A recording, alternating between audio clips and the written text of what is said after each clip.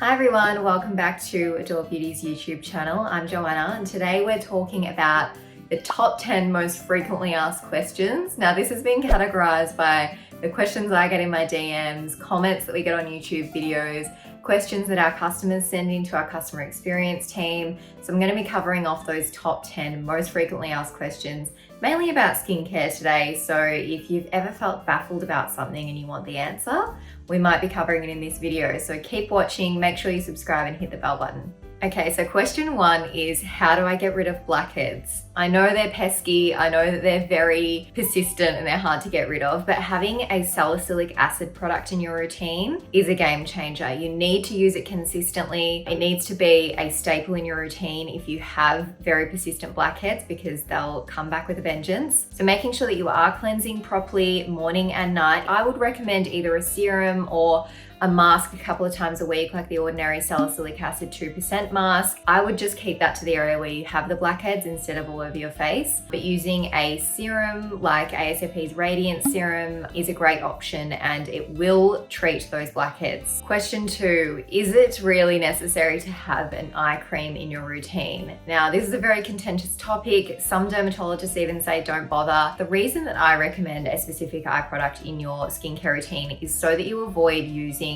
very active ingredients and potentially irritating ingredients around the eye. If you're bringing out products like acids and retinoids around the eye, you probably will experience some irritation or eye sensitivity. So I do recommend an eye product just to make sure that product is actually designed for use around the eye and that it's gentle enough for that skin. That's the thinnest part of the skin on our face, so we want to make sure we take very good care of it, keep it hydrated, and it's also the first place that we usually see signs of aging. So I do recommend having a specific eye cream in your routine. And also it's just a nice little ritual. I like putting on my eye cream, so I'm going to keep it in my routine. This next one I hear all the time. How do I shrink my pores? Now, a very important point to make is that pores don't have a muscle and they can't shrink. Yes, you can reduce the appearance of them, but you can't remove pores. So people with oilier skins tend to have larger pores. There's more oil flow running through those pores, whereas people with drier skin with less oil flow are likely to have smaller or less obvious pores. Like myself, I've got normal to dry skin. I don't really have visible pores, but if you do have oilier skin, it should be expected that that's part of your skin type. So I do really want to drive home that having pores is a completely normal function. Just because you see Instagram filters that blur out any kind of imperfection on the skin, and that's not even to say that pores are an imperfection, they're necessary to the function of our skin. And personally, I just don't really see them as being a flaw of any kind. You can reduce the appearance of pores by balancing that oil flow. So using ingredients like niacinamide and also salicylic acid as well, that can just help to refine the appearance of them if it does bother you. But please just remember that they're totally normal and we all have them, and they're just part of our functioning healthy skin. Now, I feel like this question comes up less now that brands like The Ordinary exist, but it still does come up.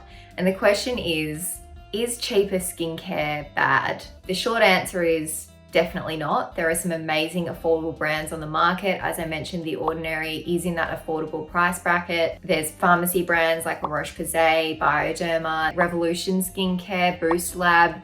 They've all got serums as part of their ranges, and I think all the Boost Lab serums are under $30. There are some great affordable products on the market. Just because it's more affordable doesn't mean that it's crap. Now, I personally get this question all the time. So this one is more a question that comes through my DMs and my question boxes on Instagram. And that is, how do you get rid of rosacea? Rosacea is a condition that I have, and it's where I flush very easily. My skin goes red very easily. It does flare up and get quite irritated, but it does depend on the type of rosacea that you have and kind of the severity of your rosacea as well. It is really important to see a dermatologist to get that formal diagnosis of rosacea before you can start to treat it. It's not something you're ever gonna get rid of completely. It's a condition that you manage throughout your life. There will be different triggers that cause it to flare up. Some people are sensitive to spicy foods, alcohol. I know when I exercise, if I go for a run, I'm like a beetroot afterwards. There's nothing I can do about it. My skin's red for like an hour and a half afterwards. So I manage mine with very, very good skincare, a consistent skincare routine. I also have laser genesis sessions as well that helps to treat the redness that's associated with rosacea. And just using really anti-inflammatory products I find helps for me. If you have a really severe case of rosacea, that may be something where you need a dermatologist to intervene and provide their care. Even seeing a dermal clinician for their advice as well for your individual circumstances, because what suits me isn't going to suit everyone else. This is a super common one that comes from all angles, and it's how many times a week should I exfoliate? This depends on your skin type and concerns and what products you're using. So I think it's just about finding the right balance in your skincare routine. Everyone's going to be different. I probably exfoliate 3 or 4 times a week, depending what else I'm doing in my routine and how my skin's feeling. I prefer to use a chemical exfoliant over a physical exfoliant because, as I mentioned in the previous question, I've got rosacea, so using a physical exfoliant isn't suitable for my skin type. I don't generally recommend that anyone exfoliates every night, but that's just my personal opinion. I'd say probably 3 times a week is the ideal balance, but just finding that right balance for you, because maybe 1 night a week exfoliating is enough for your skin if you're more sensitive, or 5 nights a week might be better for you if you tend to get a lot of congestion or you're wanting to remove texture. This is another one that comes through my question boxes on Instagram, and it's always people saying, is 23 too young to start retinol? Is 19 too young to start retinols? There's no age bracket for retinol or vitamin A. There's various skin conditions and concerns that retinoids treat. You could have a 17-year-old on a topical retinoid to treat acne. You could have a 50-year-old on a retinoid to treat pigmentation. So there's just no age bracket. You can start a retinol whenever you want to. I would say when you feel like you're in a really good, consistent skincare routine, then it would be time to introduce that. You need to be wearing SPF daily. You need to be cleansing properly. All of those basics, I would get those down pat first before you start introducing actives like a topical retinol. I know this is a very frustrating topic for a lot of people. The question is, how do I treat hormonal acne? This can be very, very challenging on people who experience it. Hormonal acne is very hard to control because there's that hormonal component there that's driving the acne, and that's very hard to treat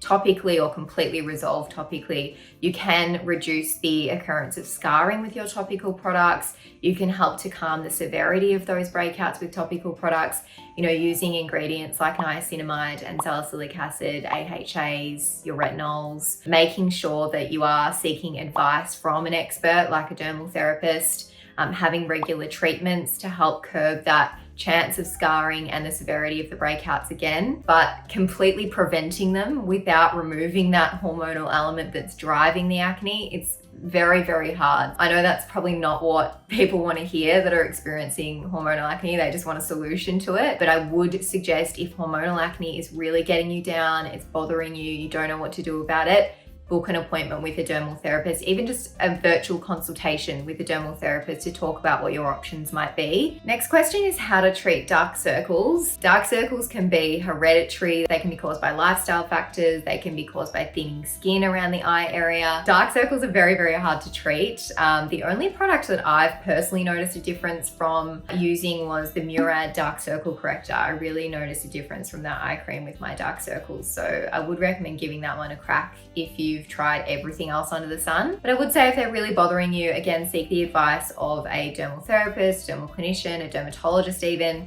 to see what your cosmetic treatment options might be and professional treatment options that you might look at. And last question of the video is, what products should I use during pregnancy? We've done a few podcast episodes on this specific topic because it's something that we get asked all the time. Fair enough, you want to make sure you're using the right skincare when you're pregnant. I'm gonna put a link in the description to a Dermal Diaries episode on our podcast platform, Bite Sized Beauty. Now, this podcast was done by James Vivian and Yads Couchy, who you might have seen on our other platforms. They're both dermal therapists, so So they basically break down what you can and can't use when you're pregnant and myths around pregnancy skincare as well. So I would recommend checking out that episode of the podcast. It's super helpful if you are expecting. In a nutshell, basically avoid your BHAs like your salicylic acid and your retinoids. Everything else is fine. Thanks so much for joining me today. Hopefully I've answered a few questions that you had in the back of your mind. If you have any other questions that you'd like us to answer in future videos, pop them in the comments below and we'll get back to them.